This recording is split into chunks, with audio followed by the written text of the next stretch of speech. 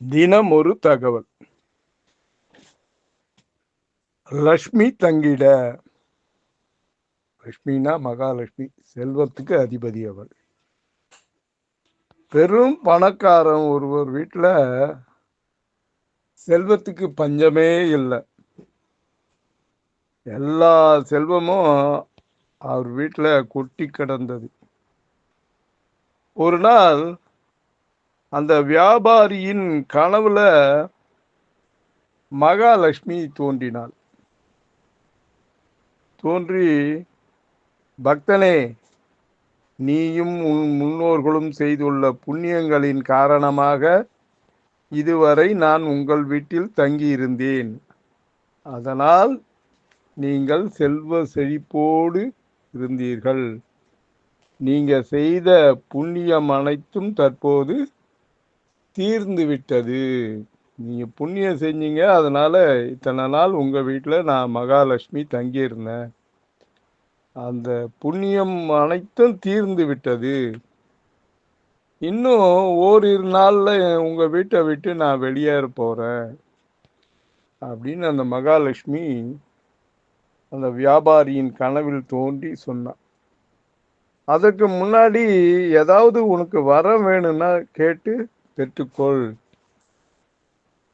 அதே நீயே யோசிச்சு சொன்னாலும் சரி, உங்க வீட்டுல கேட்டுட்டு சொன்னாலும் சரி, நாளைக்கு திரும்ப வரேன்.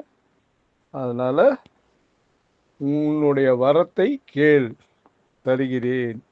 ஆனா கேட்கும்போது என்னை இங்கேயே தங்கி இருக்க வேண்டும் மட்டும் கேட்கக்கூடாது. இங்கேயே தங்கி இருக்கணும்ன்றது மட்டும் கேட்கக்கூடாது. வேற எது ஒன்னாலும் கேளு, நான் அதுக்கு சம்மதிக்கிறேன். நாளை மீண்டும் வருகிறேன்னு சொல்லிட்டு அந்த மகாலட்சுமி போயிட்டா. மறுநாள் பொழுது விடிஞ்சது. அந்த வியாபாரி என்ன பண்ணா, வீட்டில் உள்ள அனைவரையும் கூப்பிட்டான். இந்த மாதிரி கனவுல மகாலட்சுமி வந்தாப்புல, நான் வந்ததும் இந்த மாதிரி வரம் வேணும்னு தரேன் அப்படின்னு சொன்னாங்க.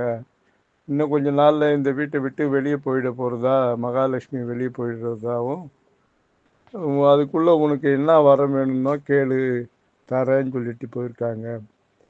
நம்ம என்ன வரம் கேட்கலான்னு தன்னுடைய குடும்பத்தார் அனைவரிடமும் ஆலோசனை கேட்டான். ஒவ்வொருத்தரும் ஒவ்வொரு விதமாக ஆலோசனை சொன்னாங்க.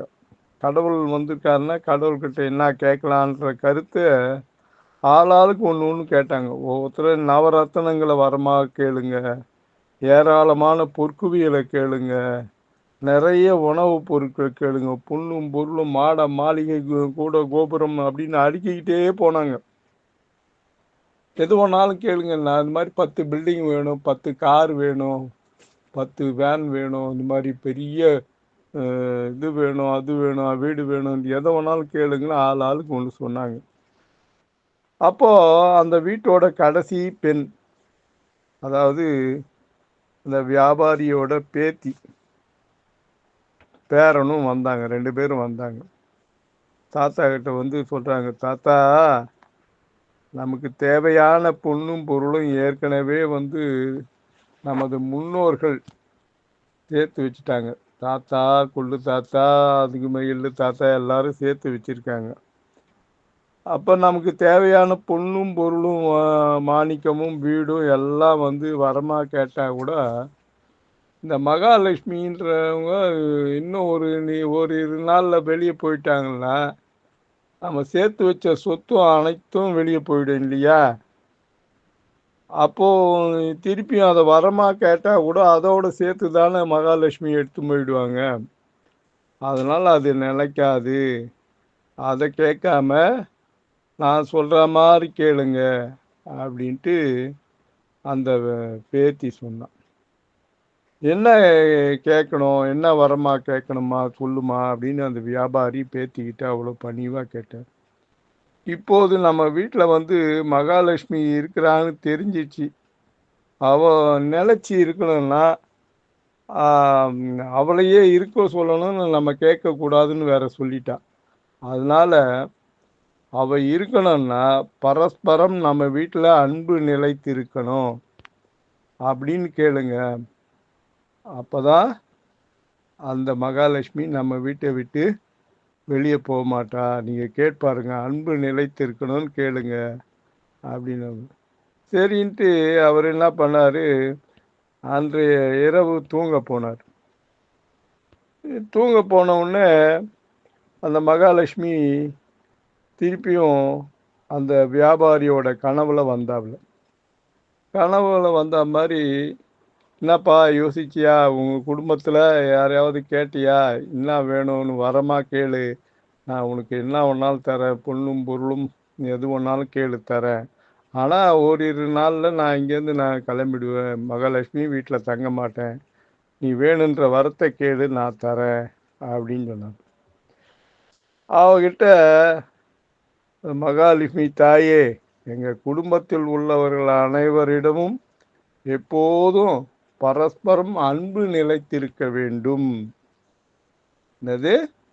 பரஸ்பரம் அன்பு நிலைத்திருக்க வேண்டும், இதுவே நான் உங்களிடம் கேட்கும் வரம் அப்படின்னு. இந்த வரத்தை மட்டும் தாங்கள் கொடுத்தால் போதும் அப்படின்னு வியாபாரி கேட்டார்.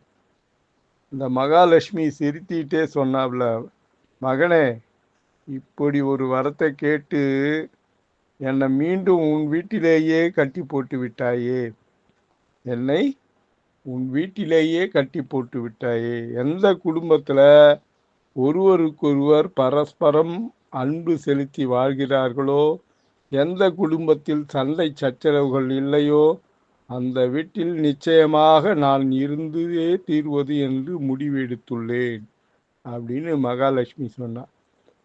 எனவே நீ கேட்ட இந்த வரத்தால் மீண்டும் நான் உன் வீட்டிலேயே தங்கி இருந்து விடுகிறேன் என்று கூறி மகாலட்சுமி அந்த வீட்டிலேயே தங்கிவிட்டாள். எந்த வீட்டில் குடும்பத்தில் பெரியவர்களை மதித்து வழிபடுகிறார்களோ, எங்கு நாகரிகமான முறையில் மற்றவர்களுடன் மரியாதையோடு பழகுகிறார்களோ, பிறருடைய செய்கையால் மனதில் கோபம் ஏற்பட்டாலும் எவர் தங்கள் வாயால் சண்டை செய்யாமல் இருக்கிறார்களோ, அந்த இடங்களில் எல்லாம் நான் வசிக்கிறேன் என்று இந்திரனிடம் ஒரு முறை லட்சுமி தேவி கூறியதாக புராண வரலாறு தெரிவிக்கிறது. ஆகையால் லட்சுமி கடாட்சம் பெற விரும்புபவர்கள் சண்டை போடுவதை தவிருங்கள். இப்படிதான் ஒருத்தன் என்ன பண்ணா, கடவுள்கிட்ட முறையிடணும் அப்படின்ட்டு, கடவுளே எங்கே இருக்க அப்படின்னா. உடனே என்னடா அது பக்தன் கூப்பிட்றானே, கடவுள் வந்துட்டார். வந்துட்டு, கடவுளை உங்கள்கிட்ட ஒரு கேள்வி கேட்கணும் அப்படின்னு. என்னப்பா கேளு அப்படின்னு. இந்த உலகத்தில் பெண்கள் எவ்வளோ அழகாக இருக்காங்க, பெண்கள் அவ்வளோ அழகாக இருந்தாலும் அமைதியாக இருக்காங்க, சொல்கிற பேச்சை கேட்குறாங்க, அவ்வளோ அருமையாக படைச்சிருக்கீங்களே, ஆனால் பொண்டாட்டியை மட்டும் ஏன் நீங்கள் அந்த மாதிரி படைக்கலை? எதுக்கு எடுத்தாலும் சண்டை போடுறா, எதுக்கு எடுத்தாலும் திட்டுறா, எதை தொட்டாலும் கத்துறா, ஏன் பொண்டாட்டியை மட்டும் இந்த மாதிரி படைச்சிங்க? பெண்களை அவ்வளோ அழகாக படைச்ச நீங்கள் ஏன் பொண்டாட்டியை மட்டும் இப்படி படைச்சிங்கன்னு. உடனே கடவுள் அதுக்கு சொல்கிறாரு, ஏம்பா, நான் பெண்களை மட்டும்தான் படைத்தேன், அந்த அழகான பெண்களும் அமைதியான பெண்களும் அடக்கமான பெண்களையும் கட்டிக்கிட்டு நீங்கள் தான் மனைவியாக மாற்றி அவளை கொடுமைக்காரியாகவும் சண்டை போடுறவளாகவும் மாற்றினது நீங்கள் தான்பா. நான் என்ன போய் கேட்டால் நான் என்ன பண்ணுவேன்னு சொன்னாராம் அவர். இது எப்படி இருக்கு? மீண்டும் நாளை தினம் ஒரு தகவலில் சந்திப்போமா? அன்புடன் எம் தணிகானந்தம், சேந்தமங்கலம். வணக்கம்.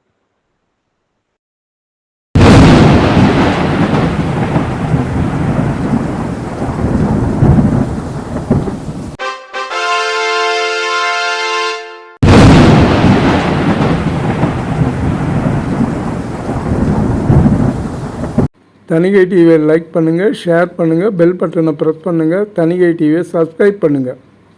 வணக்கம்.